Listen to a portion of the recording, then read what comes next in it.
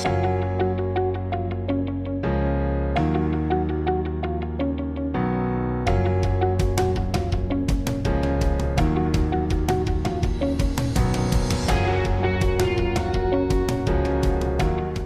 Jane called me and told me about this month and would I be interested in coming and doing something, I was like, yeah, because I will instigate poetry anywhere and everywhere I can without question. And that's what I call myself, a poetry instigator. So I'm here to instigate, and you all seem like you are co-instigators. So I feel like I'm in a really good space. And I have to say, what a delight, the music. Do I have to tell you? I'm marveling over the brilliance of this music. And when I saw these two dogs this morning, I came in here, my heart just completely got flooded with joy.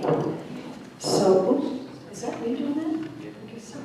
If you can move your mic down a little bit, so it's not right in front of your lip. Like that? Okay. I'm not used to these things. Say what? Yeah. Whoop. Sorry. I think, is that okay? Okay. So I've been giving a lot of thought to this topic, the poetry of impermanence and joy. I consider myself, and have for a long time, a student of impermanence. And I would say that the most, I don't know, in this moment, profound teacher I've had was my dog, Lucky. And you reminded me that there was a photograph of him with me on your website. So Lucky passed 70 days ago today. It's been exactly 10 weeks. And I thought, what a perfect day to be here to offer these poems and this talk. So,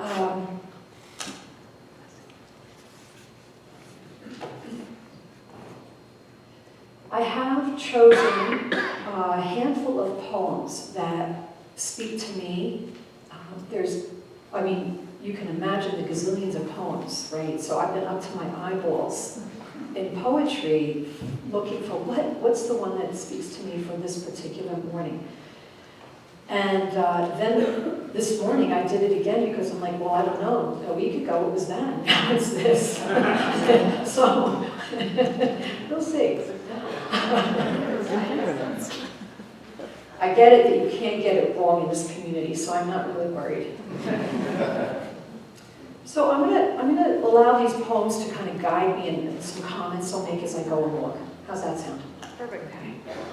This is a poem by Wu Min. He lived from 1183 to 1260, and I actually have copies of this poem that I will leave wherever you tell me to, so that you can take a copy when you go if you want. So one thing I do want to say before I read this, I consider poetry sort of a process, and I invite you to breathe in the rhythms of the words and the melody of the language. So actually all of us are walking poems, we're all walking poetry, but I just think it's important to acknowledge that poetry is first a kind of auditory art, and now we have auditory and visual. They're both wonderful, but sometimes it's beautiful for me when someone reads poems to me. So here we go. 10,000 flowers in spring, the moon in autumn, a cool breeze in summer, the snow in winter. If your mind isn't clouded by unnecessary things, this is the best season of your life. If your mind isn't clouded by unnecessary things, this is the best season of your life. So I asked myself, what are the unnecessary things? You can ask yourself the same question. I'm not telling you what to think. I'm simply going to offer my own reflections based on my own life. What Lucky taught me over the 15 years and 3 months I was blessed to share my life with him, I learned that it is understandable, yet our impossible expectations of things that are of a nature to change are the source of deep suffering. That has been true in my life. It's what makes change, gives it an ache, and sudden change a deep ache. So that for me, these poems are my friends, they're my companions, they guide me. I write them, but I also read them, so I feel like I've got millions of friends all the time in the poets and in the words. If my mind isn't clouded by unnecessary, so I thought about that. My grasping onto the expectation that things that are unstable because they're of a nature to change is not needed. It's completely optional. Are you with me? Mm-hmm. Can I get an amen? Amen. With me. Now, the other thing about this poem is that it's a great economy of words, which I totally respect, and it's a poem that has been around for centuries, so clearly there's poetry that speaks to things that are of an essential nature to the human experience, like impermanence and joy. So here's another poem I want to read to you. Some of you know Mary Oliver's work, I assume. This is a very famous poem. I invite you to feel the poignance of it. But we're going to start moving a little bit here toward what the liberating notion is in this, in her response. This is called In Blackwater Woods. Look, the trees are turning their own bodies into pillars of light, are giving off the rich fragrance of cinnamon and fulfillment. The long tapers of cattails are bursting and floating away over the blue shoulders of the ponds. And every pond, no matter what its name is nameless now. Every year, everything I have ever learned in my lifetime leads back to this. The fires and the black river of loss, whose other side is salvation, whose meaning none of us will ever know. To live in this world, you must be able to do 3 things. To love what is mortal, to hold it against your bones, knowing your own life depends upon it, and when the time comes to let it go, to let it go.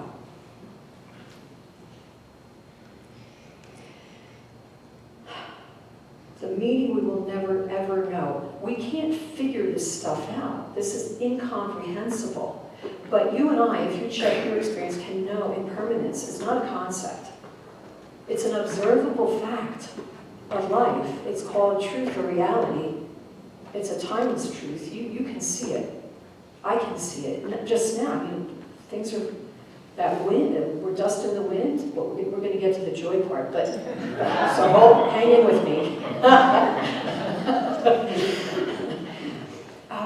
So it's not a concept, but a knowing, and I think that's what she's getting at. We can't know this in thinking.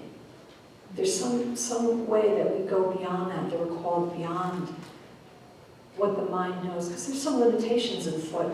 At least this is my experience. And so, liberation from fixed ideas about self, other, and world is what this loosening up, like impermanence is a joyous thing to behold. If I'm aligned with this timeless truth rather than arguing against it, which, have you spent any time in your life arguing with reality? Okay, all right. I'm in a club. Not of one.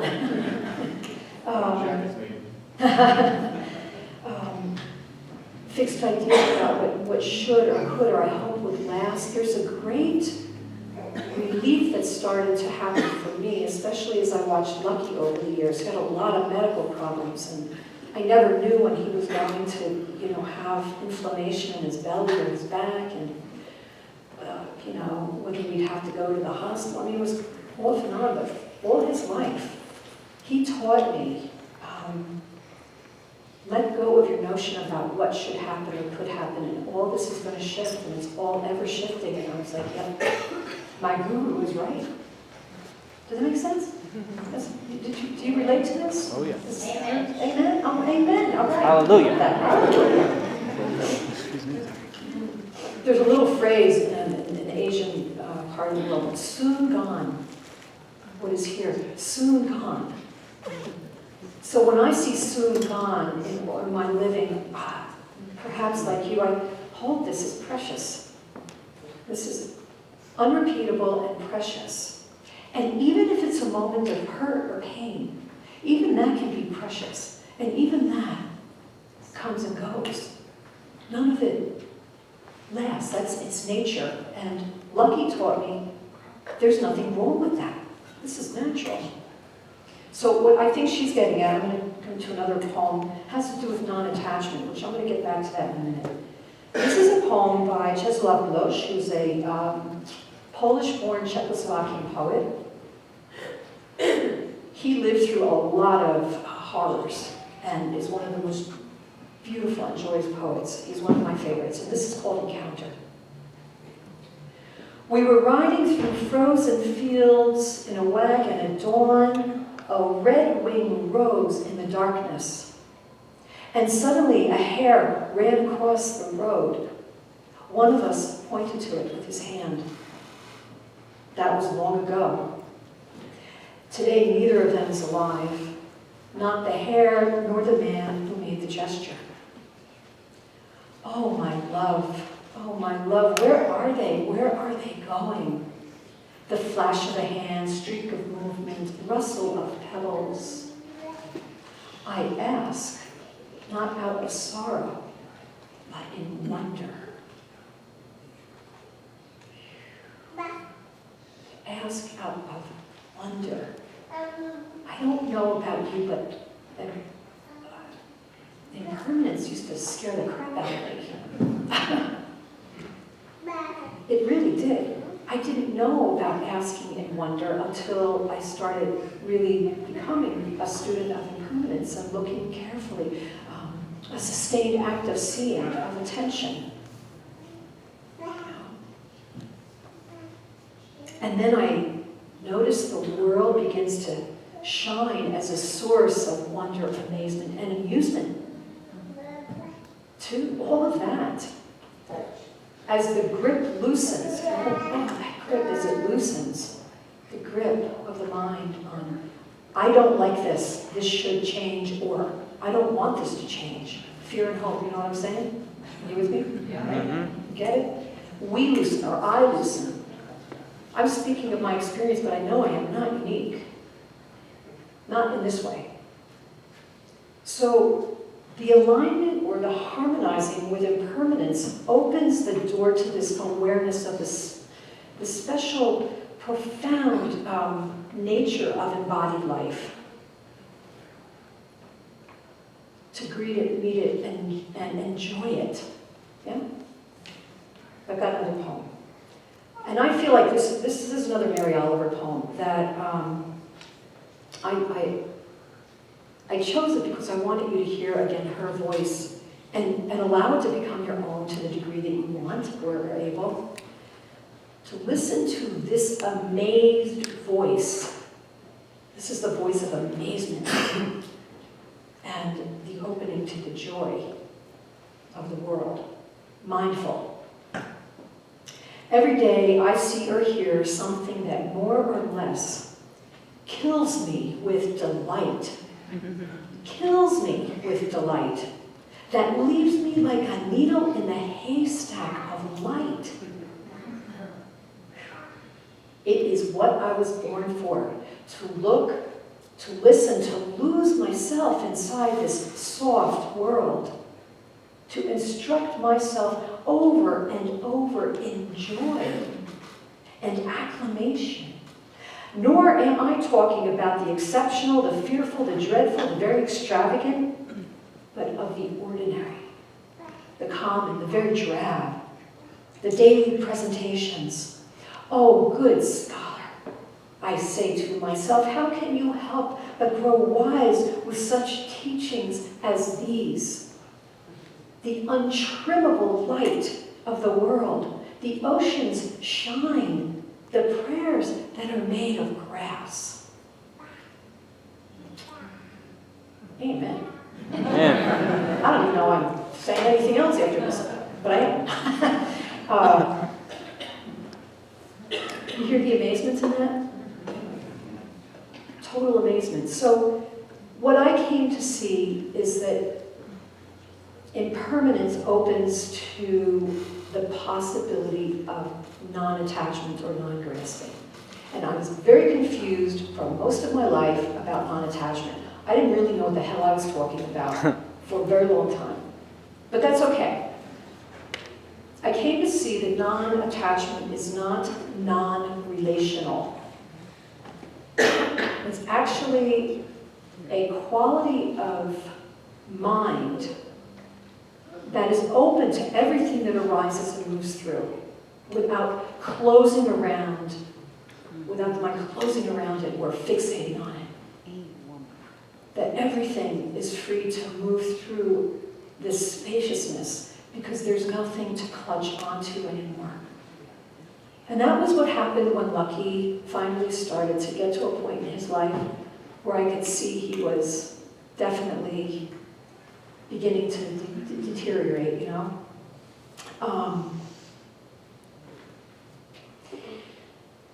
And then finally, he lost the use of his back legs. And I was like, okay, some of you here know me and you know about Lucky. He was quite a guy. Of course, every animal. I mean, I just,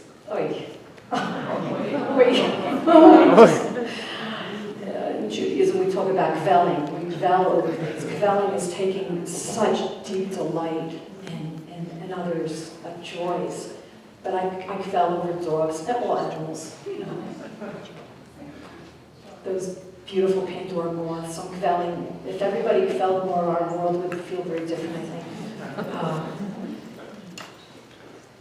So I want to share this with you because what I would really like to say as I begin to move toward closing is that it's not that I didn't feel this ache in the, you know? I felt the ache.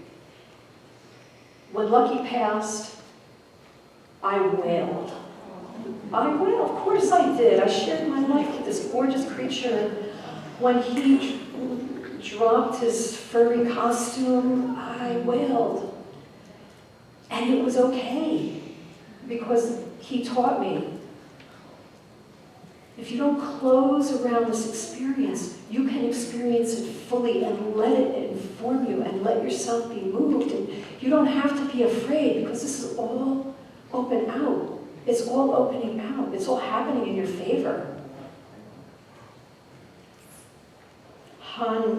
Shan is a poet, an ancient poet, who wrote, once you realize this floating life, this ephemeral world, this ever-changing movement that we call the world, self and other, once you realize this floating life is the perfect mirage of change, it's breathtaking. This wild joy at wandering boundless and free. So, 3 days after he passed on May 19th, 2019, and by the way, right before he got the second shot from the vet, I was holding him and we had a little ritual, and it was, everyone should go this way. And like a second before he got that shot, his tail wagged vigorously. Even then, he's still teaching me.